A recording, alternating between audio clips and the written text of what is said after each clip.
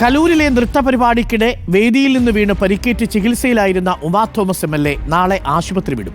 പരിക്ക് ഭേദപ്പെട്ടതിനെ തുടർന്നാണ് ഡിസ്ചാർജ്. പ്രാർത്ഥിച്ച എല്ലാവർക്കും ഉമാ തോമസ് നന്ദി പറഞ്ഞു. സൈഫുനിസ അലിയാർ ചേരുന്നുണ്ട് കൂടുതൽ വിവരങ്ങളുമായി. സൈഫുനിസ, അങ്ങനെ ഒരു കുറച്ചുനാൾ നമ്മളെ എല്ലാവരെയും ടെൻഷൻ അടിപ്പിച്ചെങ്കിലും ഇപ്പോൾ പൂർണ്ണമായും ആരോഗ്യവതിയായിട്ടാണ് ഉമാ തോമസ് ആശുപത്രി വിടുന്നത്. ഫേസ്ബുക്ക് പോസ്റ്റിലാണ് ഇപ്പോൾ ആ ചിത്രം പങ്കുവച്ചിരിക്കുന്നത്. എന്താണ് കൂടുതൽ വിവരങ്ങൾ സൈഫുനിസ? അരുൺകുമാർ, നാളെ വൈകിട്ട് 5 മണിക്കാണ് ഉമാ തോമസ് ആശുപത്രി വിടുന്നത്. കഴിഞ്ഞ 45 ദിവസമായി എറണാകുളം റിനെ മെഡിസിറ്റി ആശുപത്രിയിൽ ചികിത്സയിലായിരുന്നു ഉമാ തോമസ് MLA. ഇപ്പോൾ അസുഖം ഭേദമായതിനെ തുടർന്നാണ് ആശുപത്രി വിടുന്നത്. നാളെ വൈകിട്ട് 5 മണിക്ക് ഒരു ചെറിയ പരിപാടിയും ആശുപത്രി അധികൃതർ തീരുമാനിച്ചിട്ടുണ്ട്. ഇതിനിടെയാണ് ഫേസ്ബുക്കിലൂടെ പ്രാർത്ഥിച്ച എല്ലാവർക്കും നന്ദി പറഞ്ഞുകൊണ്ട് ഉമാ തോമസ് MLA ഫേസ്ബുക്കിൽ ഒരു പോസ്റ്റ് ഇട്ടിരിക്കുന്നത്.